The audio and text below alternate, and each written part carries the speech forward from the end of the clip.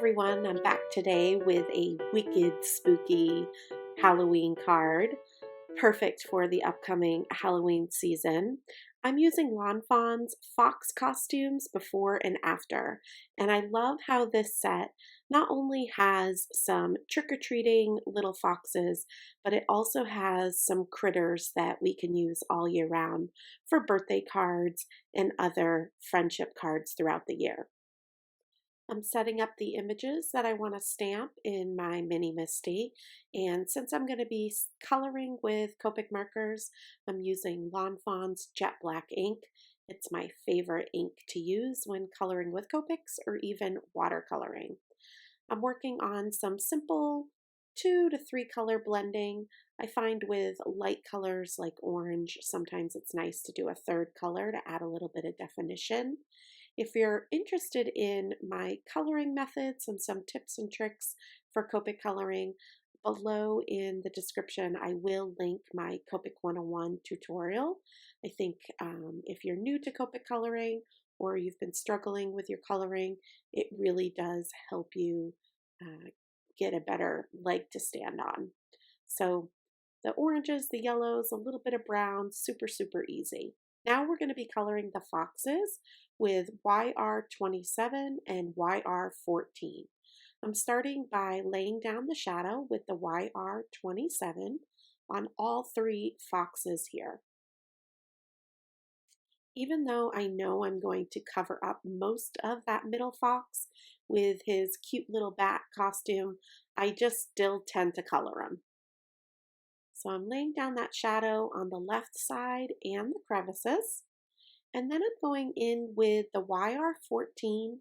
I'm doing little circles right on the edge of the YR27 and a little bit on top of the YR27.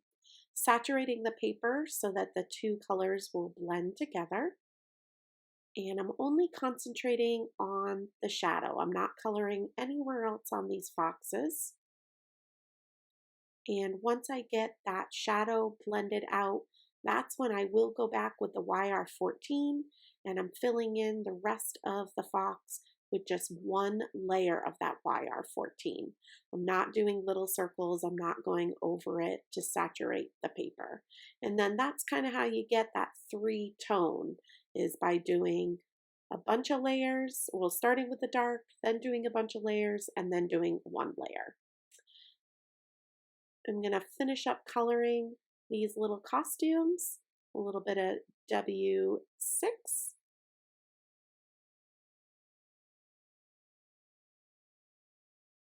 a little B00 to add some definition to the bumblebee wings, and then RV10 for their ears. I'm just separating the images so that they will fit through my Altenew Blossom machine.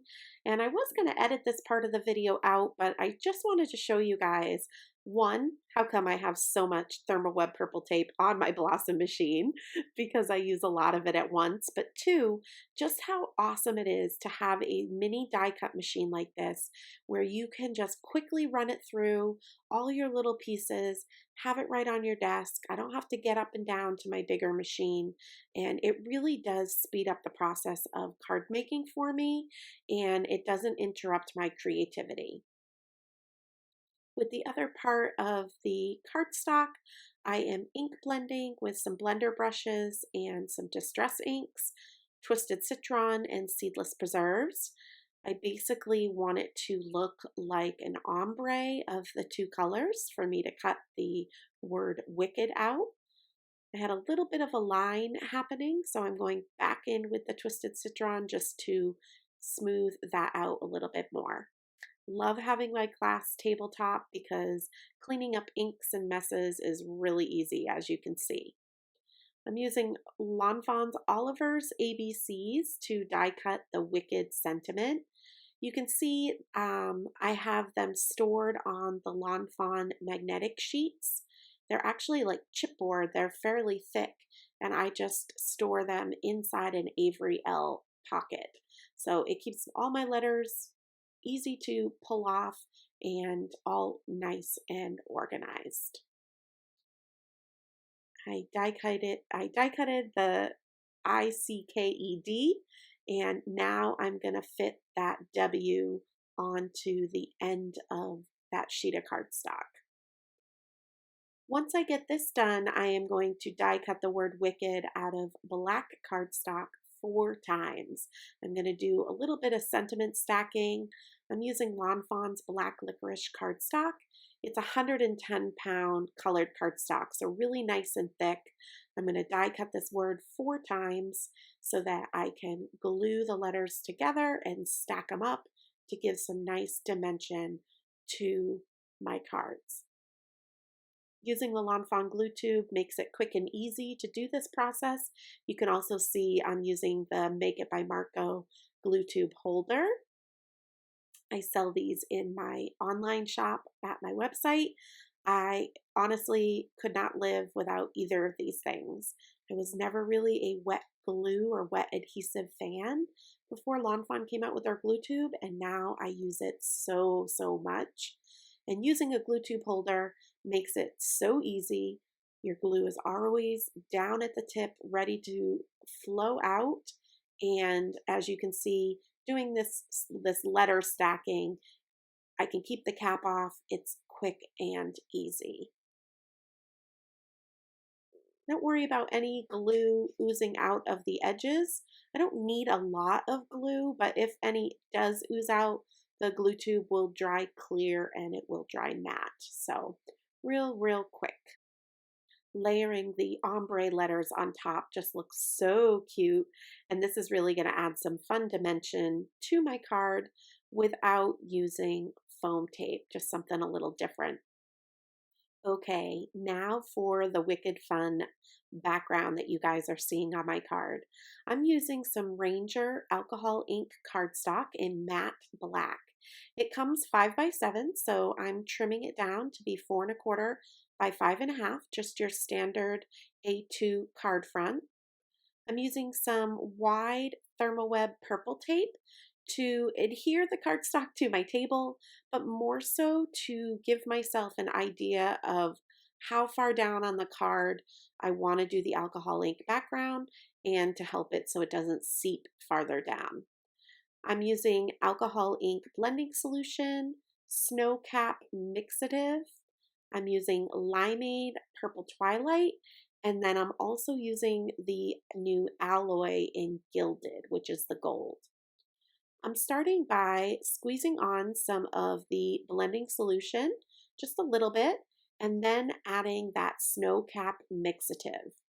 I'm using a blower tool to move the ink around.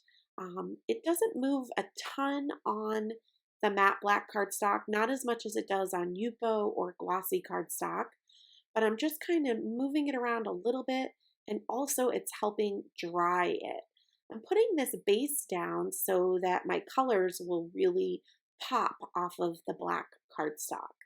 So you can see I'm adding some more blending solution, some more Snow Cap Mixative, working in small areas, and then using the blower tool and blowing around the paper. I do want to fill in the most of this area, but I do want to keep the edges to be that nice black cardstock.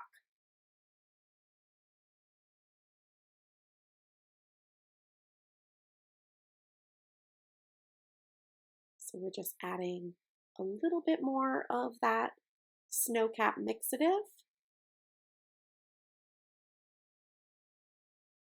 And now I'm pretty much way up above, just drying a bit before I go to put on the colors.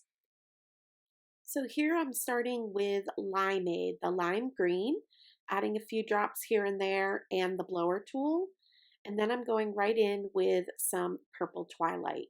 You can see it's almost absorbing into that Snow Cap Mixative. So to get the colors really vibrant, I'm building up the layers. So going in with Limeade, going in with purple Twilight. If I want to move the ink around at all, I am going to use the blower tool. Now I'm going in with some of that Gilded alloy. You do need to shake the bottle. There's a bead inside the bottle to shake it up. And it's very different than the mixatives that have been around, the metallic mixatives. It sits on top of the inks and really moves around the inks differently. I love it. It almost looks like foiling. As soon as I put more of the purple Twilight and the twisted Citron down, the Gilded really spread out and gave these rivers and veins of gold. It's so, so pretty. I'm going to set this aside to dry, and I have a sentiment banner that I am just ink blending with a blender brush and a little bit of Seedless preserves. And then I am going to stamp on it with Versafine Onyx Black. Hope your day is spooktacular. Love, love, love my Versafine Onyx Black for little sentiments like this. It comes out so crisp, so clear.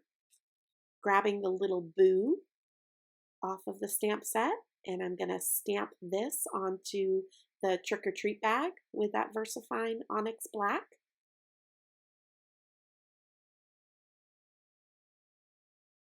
And then I am going to dress up that fox that doesn't have his costume on yet. So adding a little bit of Lawn Fawn glue tube to the bat wings and adhering the fox to that.